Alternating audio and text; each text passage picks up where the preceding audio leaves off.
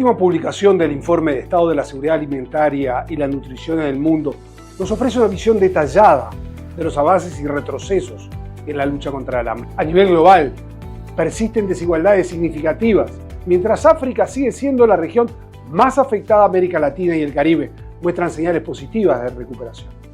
El camino no ha sido fácil. Tras la pandemia del COVID-19, nuestra región fue una de las más afectadas por el hambre, alcanzando en el 2021 a su punto más alto del 6.9% de la población que fue afectada. Sin embargo, en los últimos 2 años se ha registrado una disminución de los 2% de la población, principalmente impulsada por los países del sur. Inversiones en programas de protección social en varios países de la región han sido fundamentales para impulsar esta recuperación. A 6 meses de la conferencia regional de la FAO, que se realizó en Georgetown, Guyana, nos comprometemos a dar respuestas tangibles a las prioridades establecidas para los países para lograr una mejor producción, una mejor nutrición, un mejor medio ambiente y finalmente una mejor vida. Desde la FAO hemos iniciado un proceso de reflexión junto a los gobiernos para compartir experiencias de políticas públicas orientadas a garantizar la seguridad alimentaria. Nuestra región, al igual que el resto del mundo, debe estar preparada para enfrentar riesgos crecientes como el cambio climático, conflictos, crisis económicas, entre otros desafíos. América Latina y el Caribe han demostrado que con políticas adecuadas podemos avanzar y ofrecer respuestas concretas y sostenibles. Solo con un compromiso firme podremos poner fin al hambre y a la malnutrición.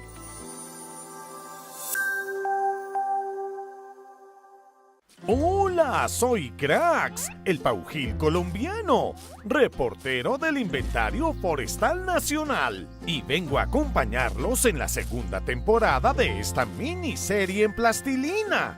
Voy a hablarles de otro de los instrumentos del Sistema Nacional de Monitoreo de Bosques de nuestro país, el Sistema de Monitoreo de Bosques y Carbono del IDEAM, para lo cual quiero presentarles a un amigo que se une a la Liga de Reporteros FAO e IDEAM, y quien será su vocero.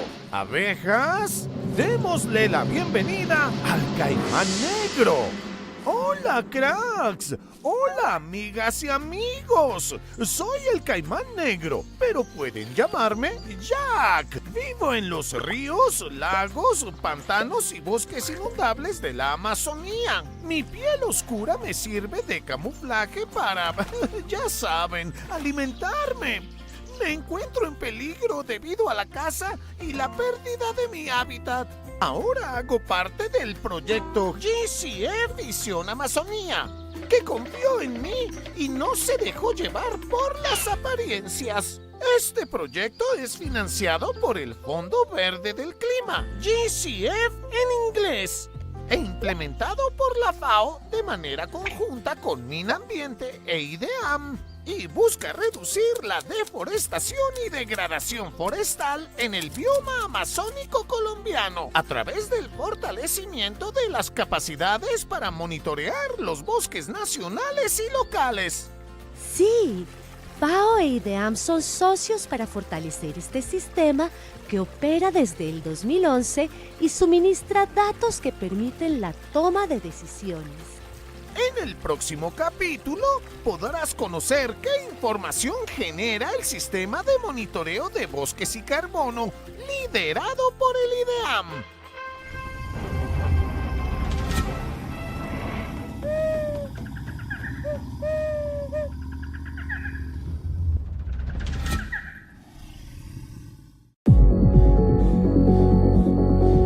Dear friends and farmers, the World Food Day 2024 theme, Right to Food for a Better Life and a Better Future, reminds us that IFA has a huge mission to ensure food security for people every day, everywhere. A better life is more and more dependent on the food diversity from different resources with different origin. Promoting food diversity can improve the protection of biodiversity and cultural diversity. Today, smallholder farmers and family farmers are the backbone to producing enough food and preserving traditional food cultures. We know that around 730 million people are facing hunger due to the global challenges caused by the man-made and natural disasters, based on the 2024 Sofia report led by FAO. And more than 2.8 billion people in the world are unable to afford a healthy diet. There is no time to lose. We must take immediate action. We must act together. This World Food Day let us renew our commitment to build a more efficient, more inclusive, more resilient, and more sustainable agri-food system that respects everyone's demands for varied and healthy food. The right to food is a basic human right. Collective action can drive substantial change with global collaboration from all sectors and all partners, and especially the youth, because a food secure future is their right. They design and decide their future. The UN Summit of the Future will be determined by their actions. Science and innovation, including IT, AI, biotechnology, and digital agriculture, among others, will be a decisive forces for agri-food system transformation. Together, we can honor our collective pledge to take action for people, planet, and prosperity, and the better production, better nutrition, a better environment, a better life, leaving no one behind. Our actions are our future. And our actions must ensure the right to food for a better life and a better future. Happy World Food Day 2024 and happy FAO birthday to you all.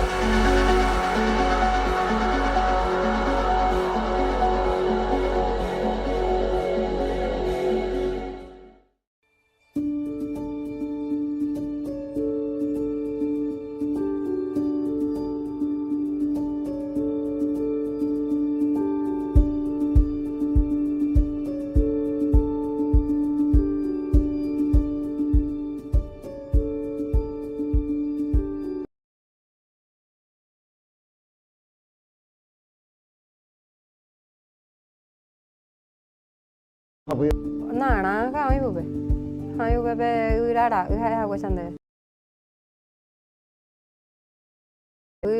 Guajaibi.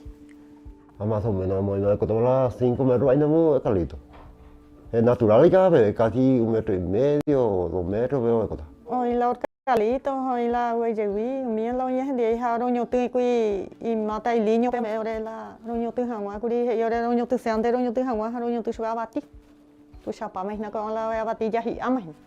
Voy a andar ahí, está cuidando tú, pero cuando ya se imagina un día se agüerula, se va a ver un pupú, cubre un día a cocinar su. Y de pronto. Hasta ahora.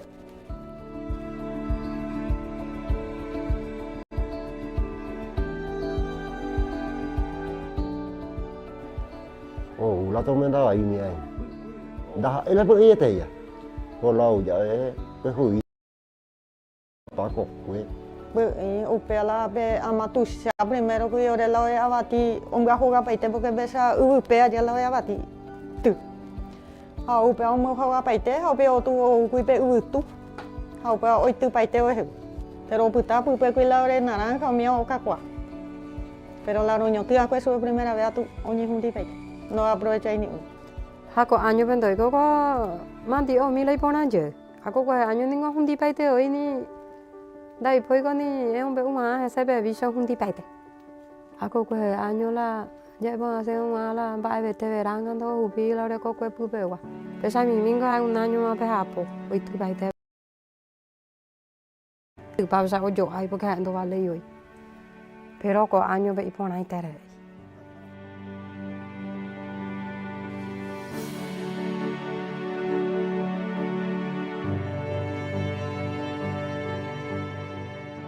Según la güero a lo menos ahora es lo me puede venir a penar naranja mi por ahí teja. A escuela ore cobeta la de provecho la UP o butu ta hinya a cue.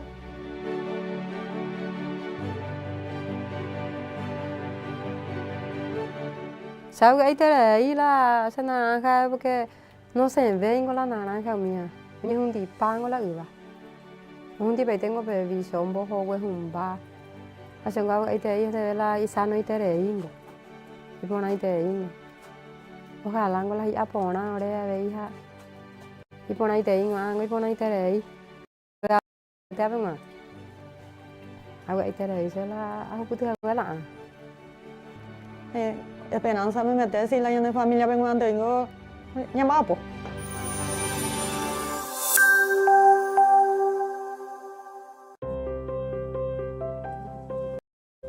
Es un principio universal de la vida, un derecho humano fundamental. Todos deberíamos tener acceso a alimentos suficientes, nutritivos, diversos, asequibles e inocuos. Comienza en la naturaleza, un viaje de nuestras granjas a nuestras mesas, donde nos reunimos para celebrar nuestras identidades culturales. Día Mundial de Alimentación. Todos los días, para todos y en cualquier lugar.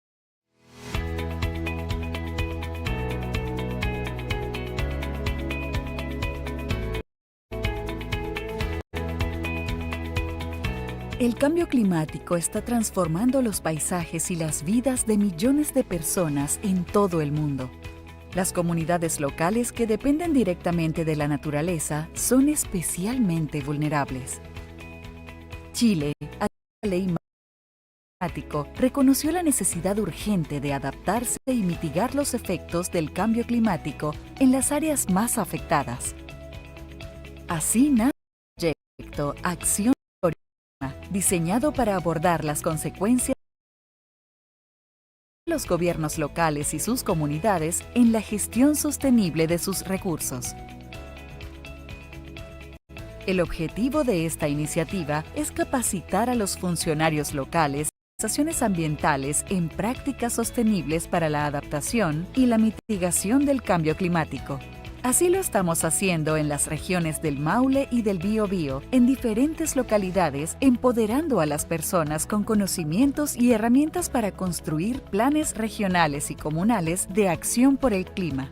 A través de talleres, formación y fortalecimiento de capacidades, se promueve un desarrollo local integrado, resiliente y sostenible. La experiencia se centra en proporcionar soluciones prácticas y adaptadas a las realidades locales, garantizando que las comunidades puedan prosperar a pesar de los desafíos climáticos. Trabajando mano a mano con los gobiernos y comunidades locales, enfrentamos juntos las consecuencias del cambio climático, construyendo un futuro más sostenible para todas y todos.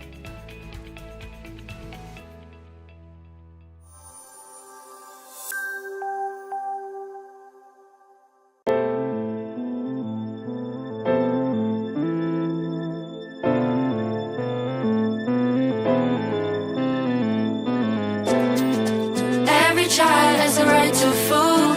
Raise your voice for a better life and future.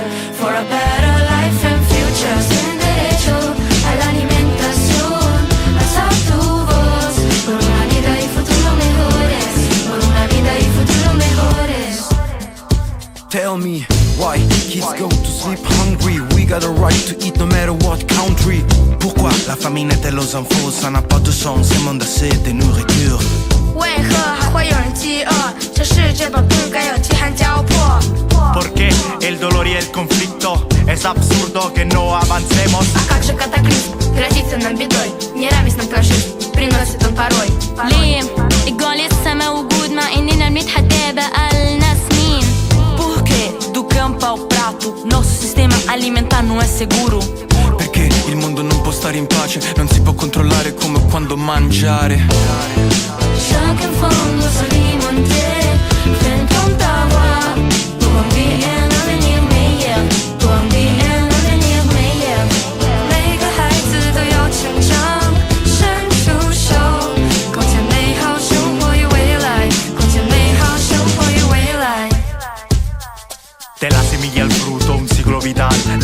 educación es un derecho, una necesidad. Такой же ясный ум, навыки, знания. Зажгу тебе героя здорового питания. Innovare, mantenendo tradizione, più verde il pianeta, aria e vita migliore. Give a helping hand, even just a little bit. Stay informed, become a label literate. Escolhe bem, reduz o desperdício, educa a comunidade, melhora o mundo de verdade. C'est facile, c'est la mission. Des aliments abordables et de bonne nutrition. 许下美好的心愿，坚信着现实会发生改变。 مش عايزين آملنا يروح فبنعلي صوتنا ونقول Let's go! Дети не должны знать боль и голод. Так сделай шаг в борьбе за право на питание. В борьбе за право на питание. كل طفل ليه حق يتغذى فعلي صوتك لحياة ومستقبل أحلى لحياة ومستقبل أحلى. Every child has a right to food. Raise your voice for a better life and future. For a better life and future.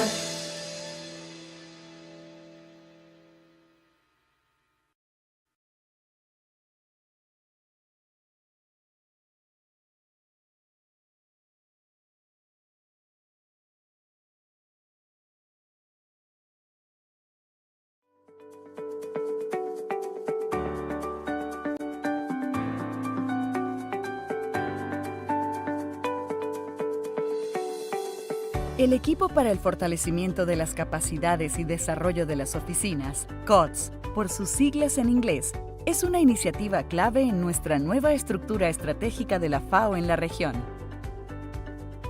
Nuestro objetivo es proporcionar asistencia inmediata y efectiva a las oficinas de los países en aspectos operativos y funcionales, asegurando una respuesta ágil a las necesidades, contribuyendo así al desarrollo de capacidades y a la gestión del conocimiento. Para atender a las oficinas de los 33 países y a la implementación de proyectos, hemos desarrollado herramientas de gestión innovadoras, OnTrack, Smarts y el Chat de campo, creadas para mejorar la eficiencia de nuestros procesos y garantizar la transparencia y trazabilidad de nuestras operaciones. OnTrack permite un seguimiento sistemático de la implementación de proyectos, monitoreando tiempos, entregas y ejecución presupuestaria de manera estandarizada, garantizando así la seguridad de la información y facilitando un repositorio único de registro y respaldo documental. Smarts brinda soporte a la gestión de fichas técnicas para la adquisición de bienes, estandarizando y automatizando el proceso de aprobación. Mejora la eficiencia en términos de y costos. Smarts tiene más de 4.000 fichas técnicas sistematizadas. Chat de campo, elaborada con apoyo de FAO Campus, utiliza inteligencia artificial para agilizar el soporte a las oficinas, respondiendo automáticamente a preguntas frecuentes. Además, busca mejorar la eficiencia del soporte y agilizar el tiempo de respuesta a las oficinas. Estas iniciativas han transformado las actividades operativas, garantizando una gestión óptima de recursos y logrando resultados significativos en la implementación de los programas nacionales.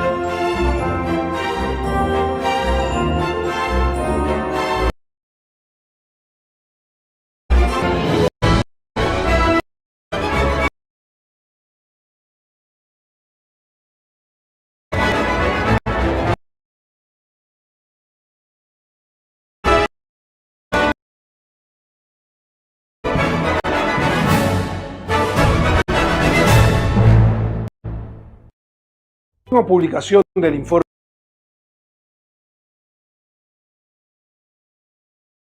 de la seguridad del mundo de los a nivel global. Persisten desigualdades significativas, mientras África sigue más afectada de América Latina y el Caribe. Nuestra fase 19 más afectada por el hambre, a su punto más alto del 6.9%.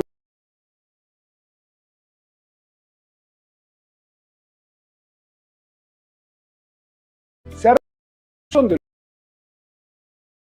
la población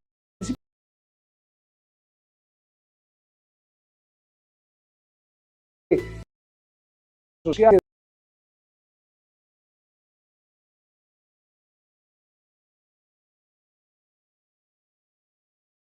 llana. Nos comprometemos a dar respuestas tangibles a las prioridades establecidas.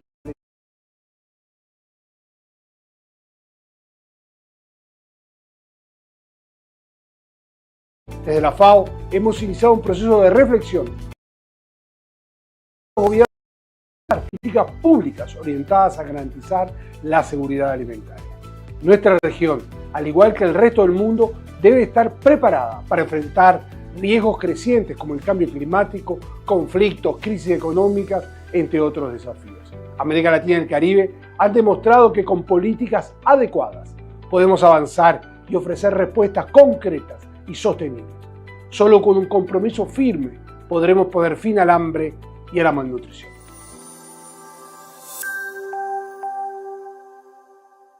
Hola, soy Grax, el paujil colombiano, reportero del Inventario Forestal Nacional, y vengo a acompañarlos en la segunda temporada de esta miniserie en plastilina. Voy a hablarles de otro de los instrumentos del Sistema Nacional de Monitoreo de Bosques de nuestro país, el Sistema de Monitoreo de Bosques y Carbono del IDEAM, para lo cual quiero presentarles a un amigo que se une a la Liga de Reporteros FAO e IDEAM, y quien será su vocero. Abejas de la bien al caimán negro. Hola, cracks. Hola, amigas y amigos. Soy el caimán negro, pero pueden llamarme Jack. Vivo en los ríos, lagos, pantanos y bosques inundables de la Amazonía. Mi piel oscura me sirve de camuflaje para, ya saben, alimentarme. Me encuentro en peligro debido a la caza y la pérdida de mi hábitat. Ahora hago parte del proyecto GCF Visión Amazonía, que confió en mí y no se dejó llevar por las apariencias. Este proyecto es financiado por el Fondo Verde del Clima, GCF en inglés, e implementado por la FAO de manera conjunta con Minambiente e IDEAM, y busca reducir la deforestación y degradación forestal en el bioma amazónico colombiano a través del fortalecimiento de las capacidades para monitorear los bosques nacionales y locales. Sí, FAO e IDEAM son socios para fortalecer este sistema que opera desde el 2011 y suministra datos que permiten la toma de decisiones. En el próximo capítulo podrás conocer qué información genera el sistema de monitoreo de bosques y carbono liderado por el IDEAM.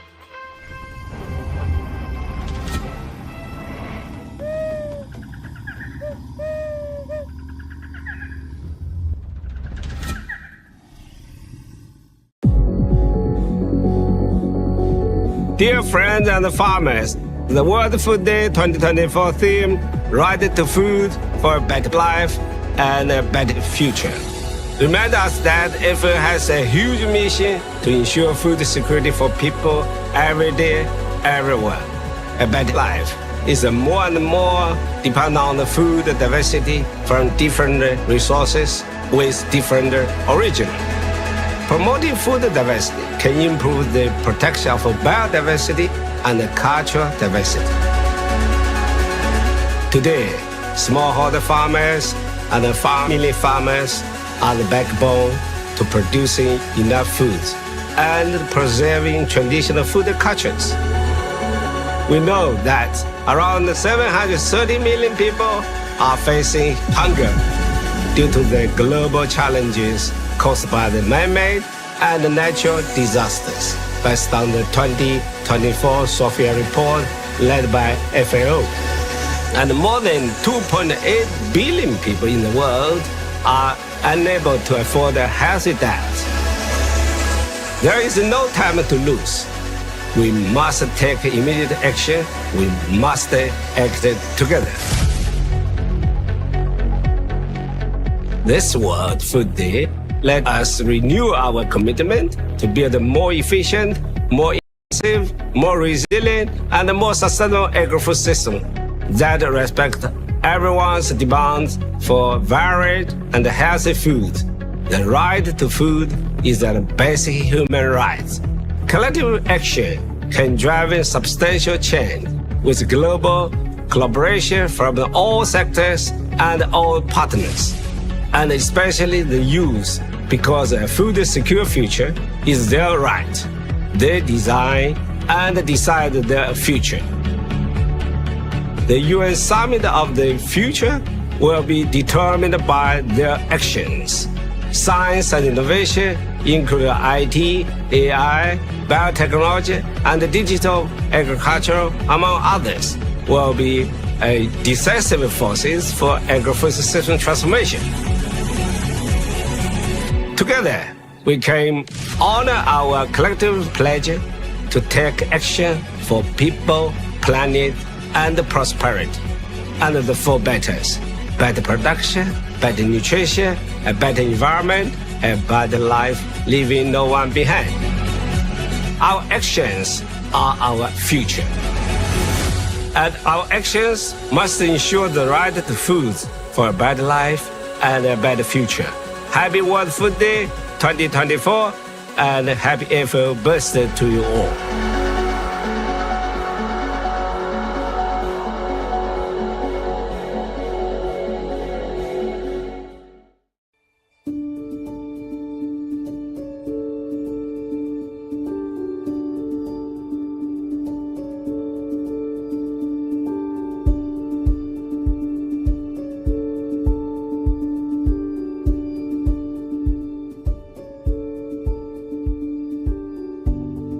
Voy a Carlito, voy a ir a la natural.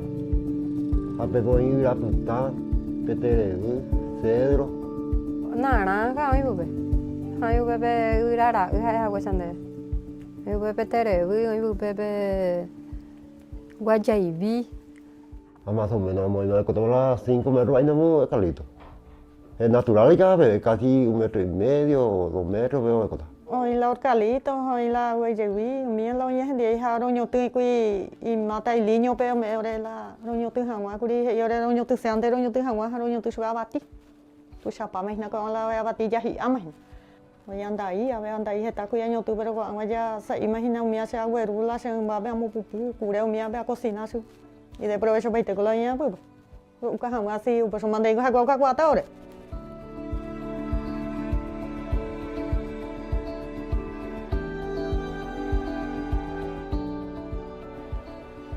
La tormenta ahí mi ai. Da ela por aí teia. Por lá já é hui chỗ đồng vậy. Không đi phá cột quê. Bữa upela be amatu Chap primero que yo de la avati onga hoga paite porque besa upea de la avati. Tu. Ha upea mo hoga paite, ha be tu kui pe tu. Ha upea oi tu paite o. Pero puta pupe kui la de naranja mio kakwa. Ha ko año bendoi ko mandi o mi lai pona je. Ako ko año ni không đi paite oi ni dai phoi ko ni em be uma ha sai be vision không đi paite. Ako ko año la ya ba se uma la ba be te verán do upi la de ko ko pupe wa. Pe sa mi mingo ha un año ma pe hapo oi tu paite be. U tu i mi o wa tu ha oi tu pa sa o jo ai porque ando va le oi. Pero ko año be ipona itere.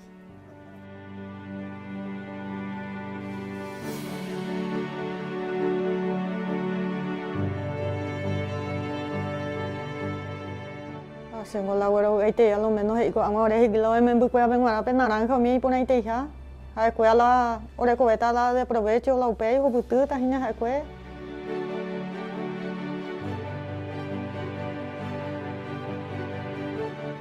Sao cái ahí la esa naranja porque no se ven con la naranja mía. Ni un pan con la uva. Hundi pai tengo pe visión bo ho we humba. Asenga ite ite la isano ite reingo. Ipona ite ingo. Ojalá ngo la apona ore ve hija. Ipona ite ingo ango ipona ite.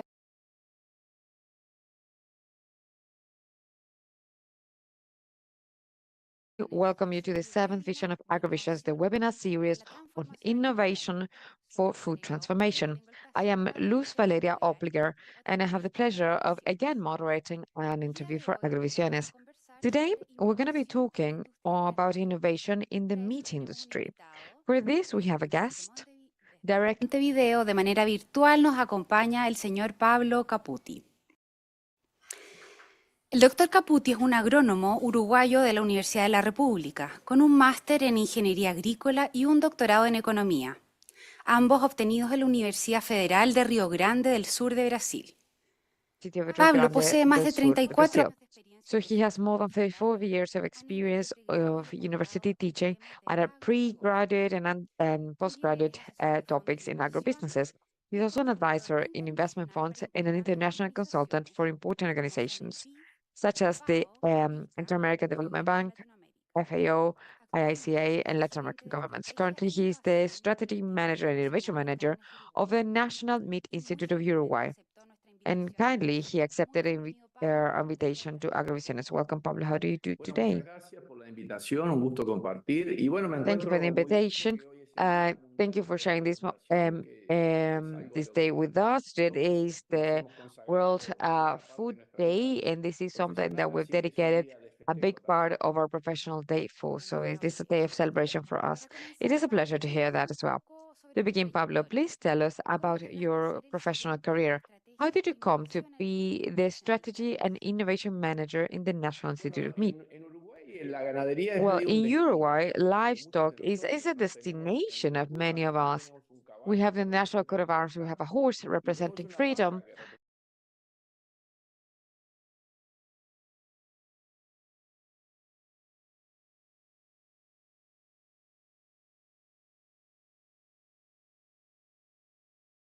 Aspects of the economy of production. That is why I got specialized in Brazil, where I got my MA and PhD in economics. And more or less, at the half of my professional career, I went to the National Meat Institute, which is a very important institute here, where I've done a different career in different areas. First, I was the manager, which was the natural step for me because of my PhD in economics, but then I was curious about innovation, and then I ended up having a source of innovation, and then at the end of my career now, I am the strategy manager, which means the general manager of the National Meat Institute. So without a doubt, you have a great career in this industry.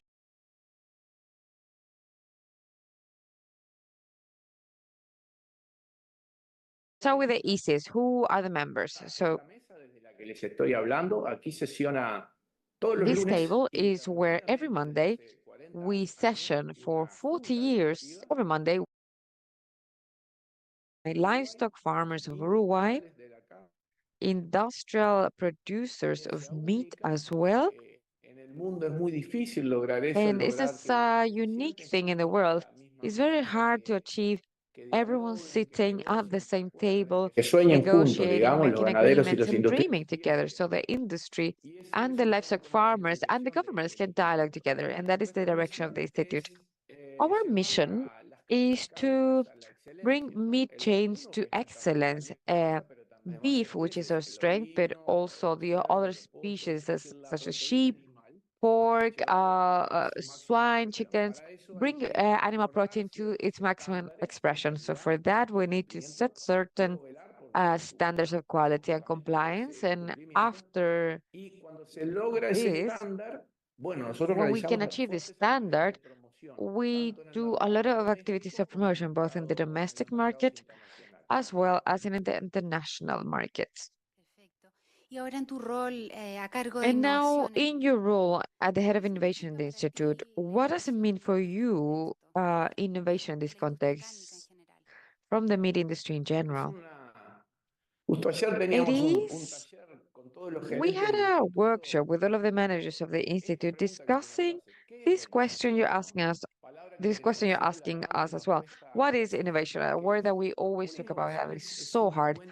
Innovation, it is a good idea that is implemented, well executed. Executed for what, you might ask? To make products and actions more efficiently, that is saving resources, just be more effective and achieving results in the most creative way, but especially seeking and pursuing to add value throughout the chain. Be value for the producers, for the consumers, etc. So innovations should have a target which is about doing things better and differently in order to add this value in a product that we understand is essential for life. Many people associate innovation with the digital transformation. Of course, we are in the era of digital transformation, so therefore everything that was analog now becomes digital. We have a very broad control of the productive processes, but I believe that the transformations and innovations are something that's a lot broader. Yesterday, I was saying in the internal workshop that innovation is not something that you do at the end with what's left over, but innovation is something that you do at the beginning with what you're missing. It's almost a way of living, it's almost a way of facing activities.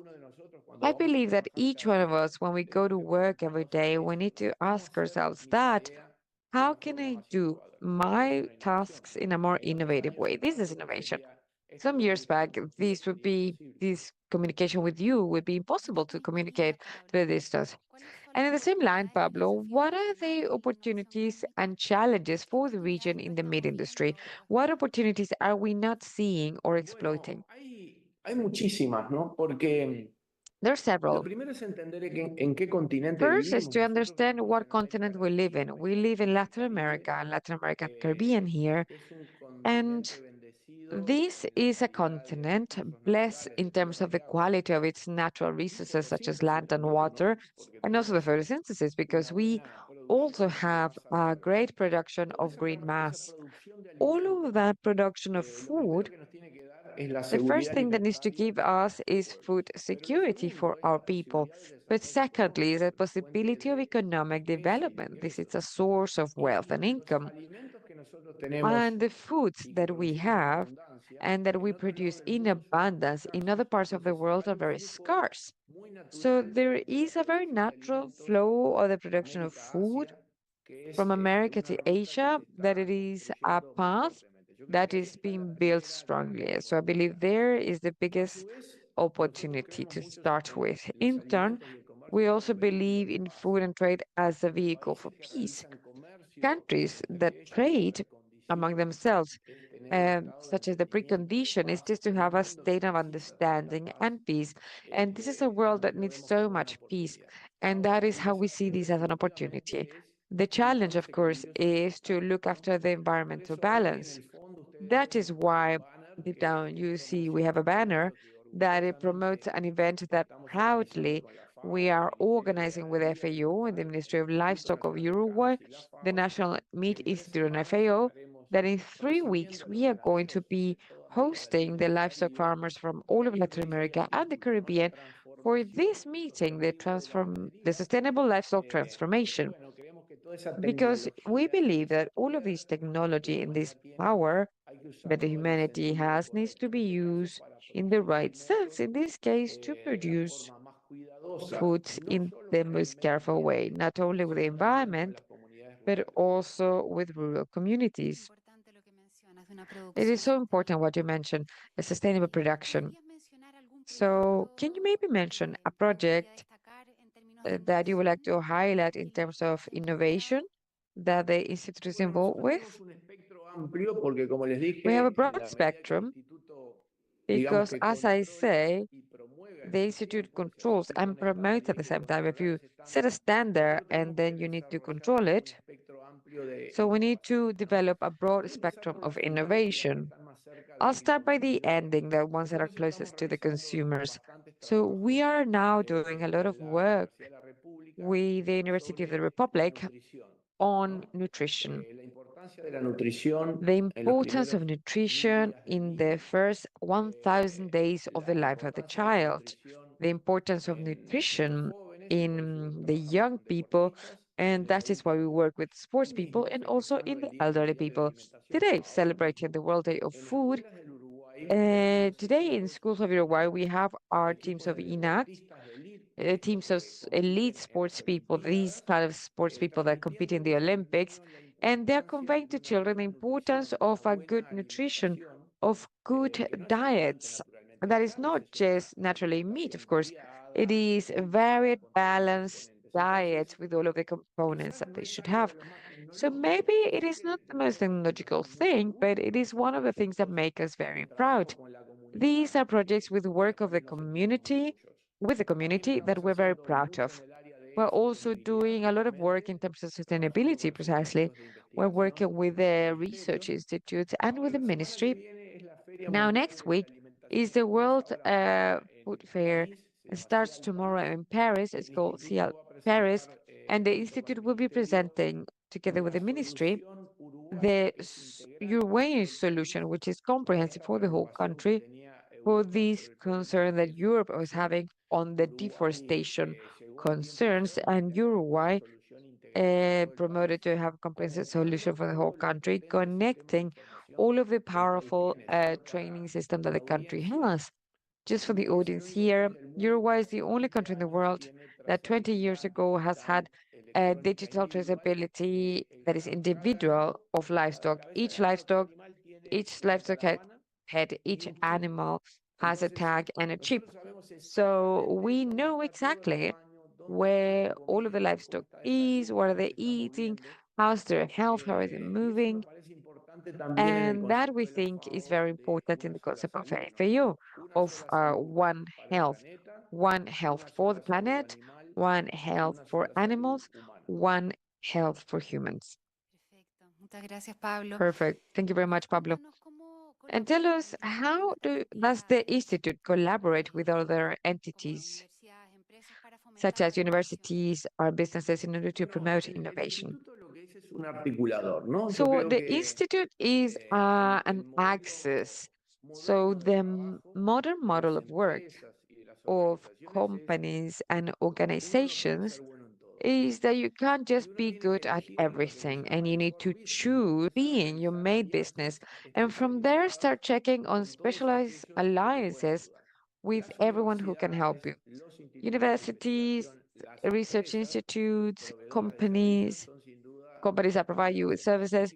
Without a doubt, these are all strategic allies for the Institute. We have a wide spectrum of agreements and relationships, the professionals that we go to. So that is something that multiplies our power tenfold as a minimum, because the Institute could not have within its staff such specialized teams. We are an organization of about 130 people, but we cover a very School of Medicine and the School of Nutrition.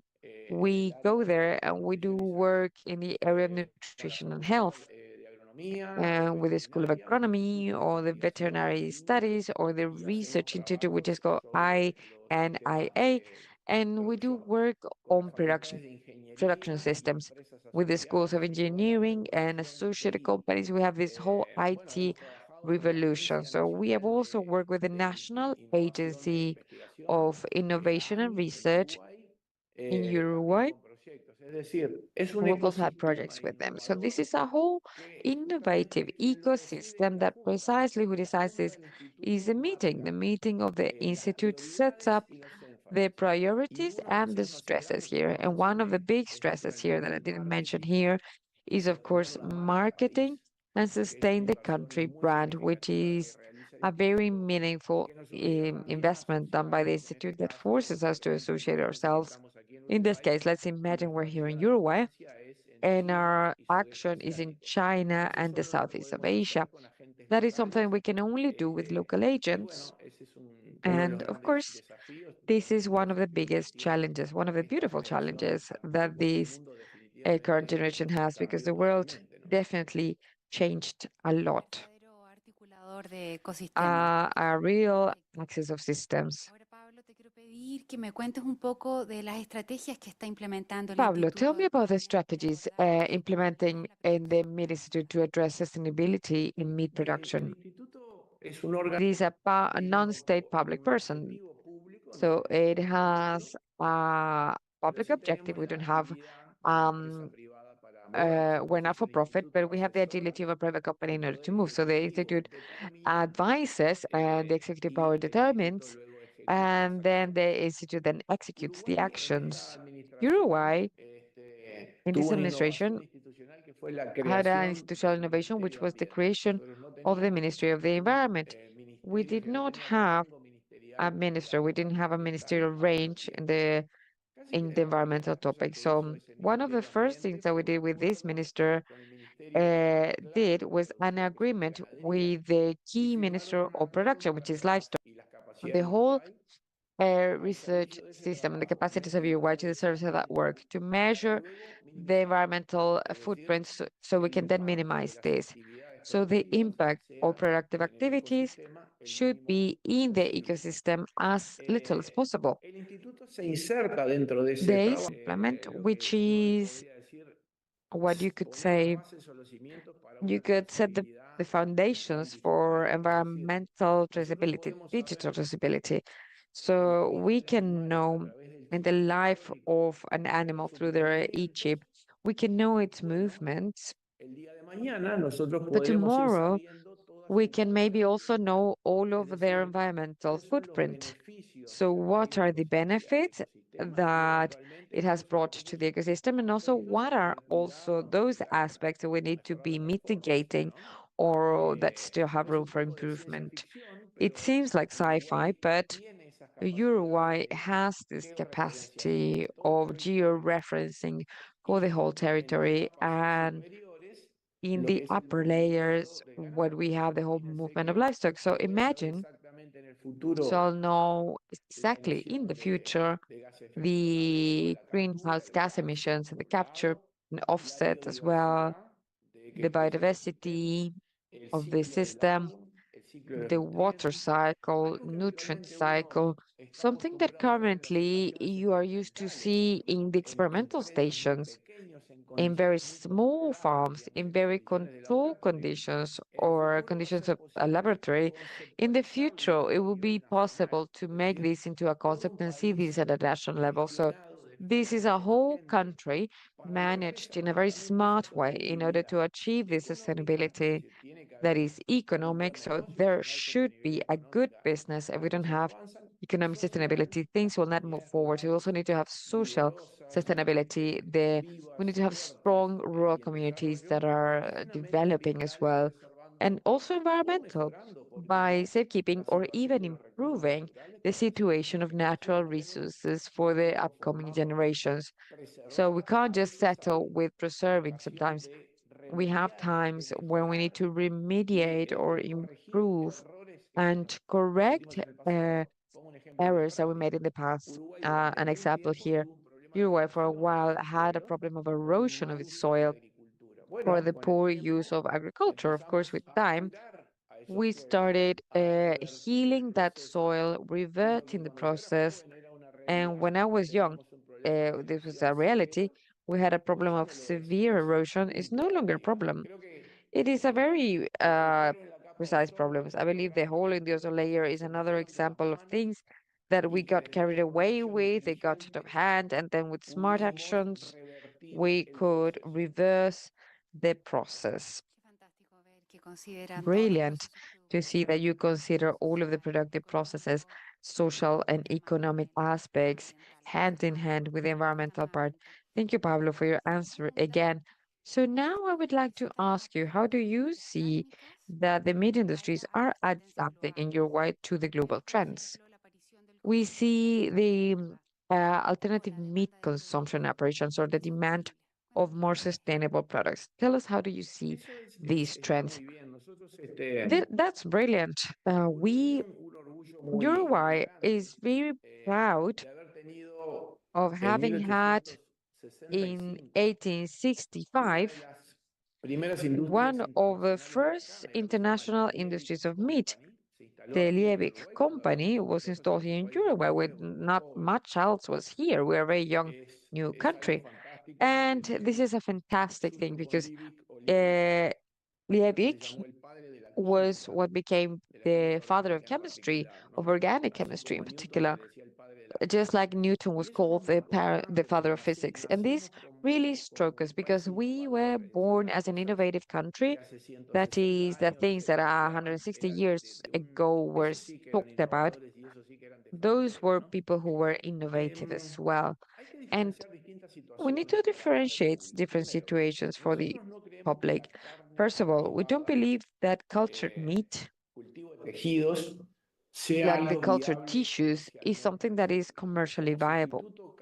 So, as a meat substitute, culturing tissues, we don't believe it has any viability. It has a lot of problems of all sorts, also ecologic problems, but it also has severe economic problems. So it doesn't seem to be viable. For many years, we've been speaking about that. We don't believe this is really a situation that needs our attention. Plant-based substitutes are a different thing. Maybe you know this, but in the case of dairy, the markets for developed countries such as the United States, up to 10% of these market are dairy substitutes, plant-based substitutes. So this is a very stable figure. In the case of meat, substitutes are far from that. They don't come to 1%, and they have some difficulties. The meat has a high nutritional density. The meat metabolites are essential for life, and of course, iron, vitamin B12, etc. So the nutritional density of meat is such that you eat a good quality meat and then you address a lot of your nutritional needs. Substitute that with alternatives is not as easy.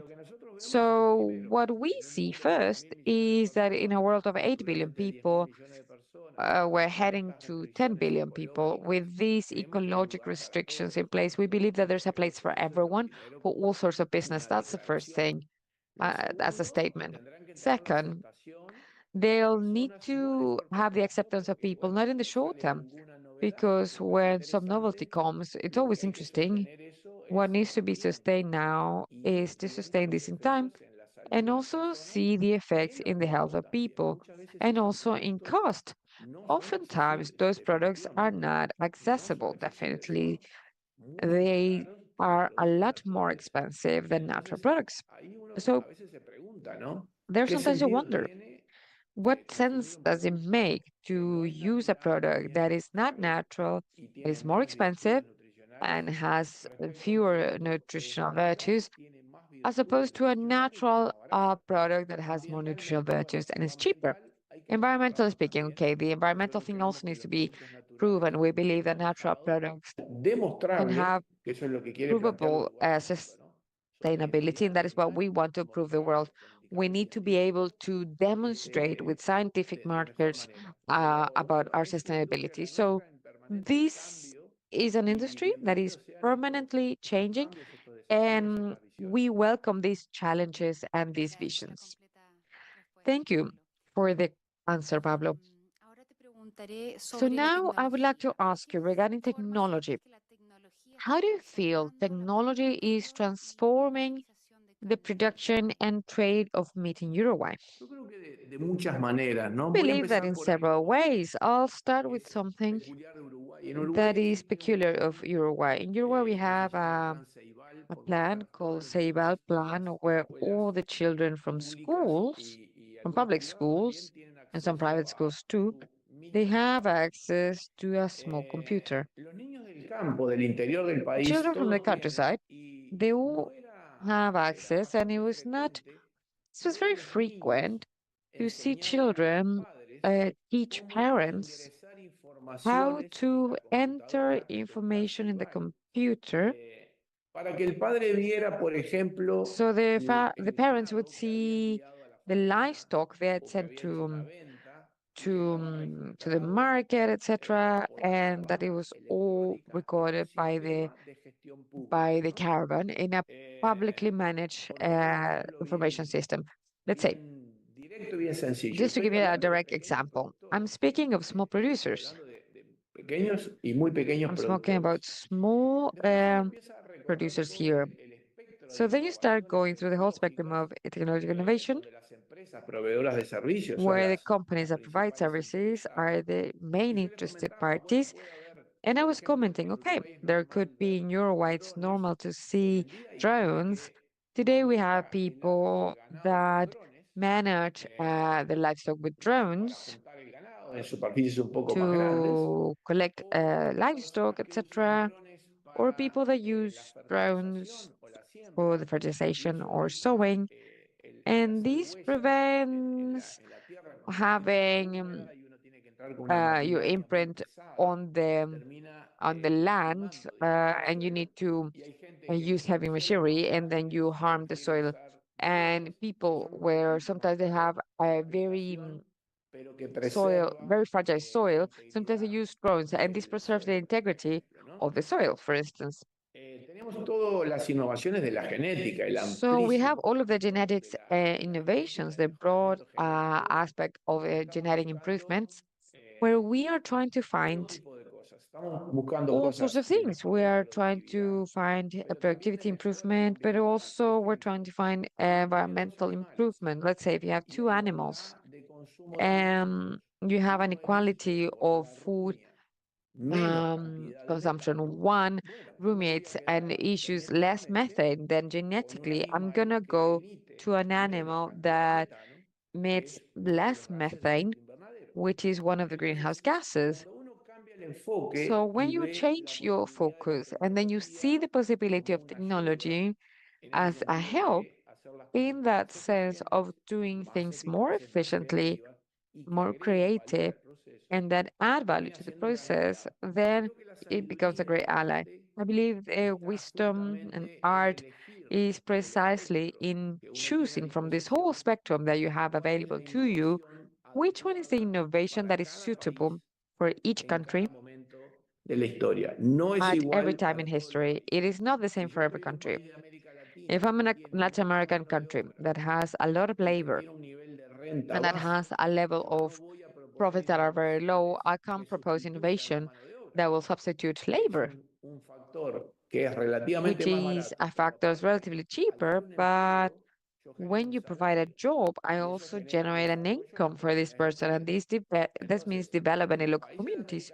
So Latin American countries that are in slightly lower socioeconomic levels, they need to use technologies that will not substitute labor, that will allow them to develop these capacities. Now, Uruguay, being a Latin American country that has the highest income and also the best distribution, which is something that makes us very proud, and sometimes we need to use technologies for processes that will make a more efficient use of that labor that has a high cost in Uruguay. I remind you that the minimum wage in Uruguay, it's above 550 US dollars, which is a very high number for Latin America, and that even the normal incomes of Uruguay in livestock are higher than that.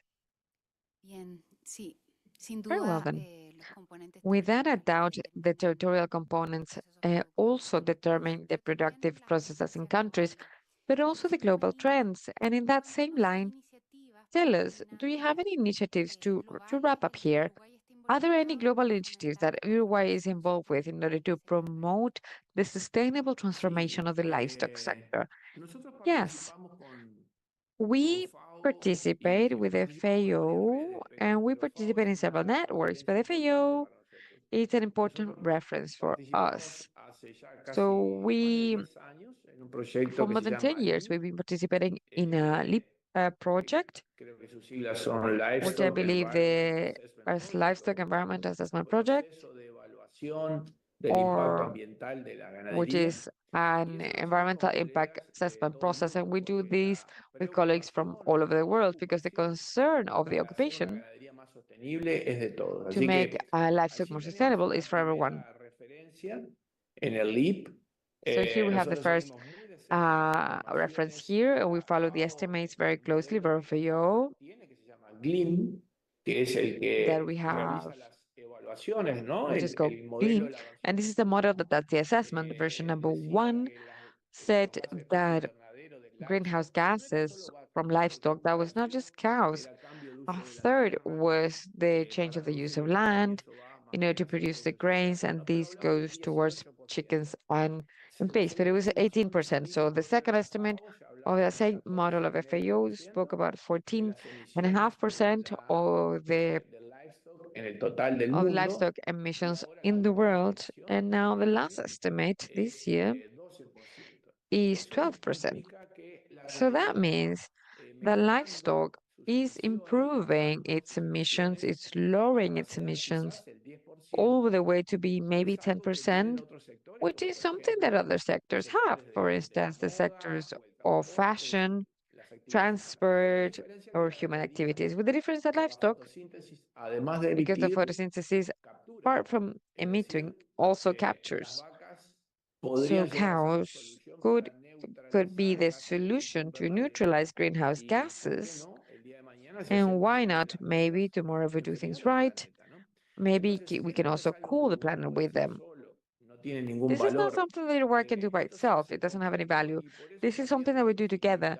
And that is why we also invite the whole audience as much as possible to participate in this conference that we are co-organizing with FAO in Punta del Este on the 5th and 6th of November on the transformation of livestock to make it more sustainable and also to give it a long-term perspective that will be serving those global trends and concerns in the world where we are all involved in. We just have this planet, we share it, and among all of us, we need to improve it.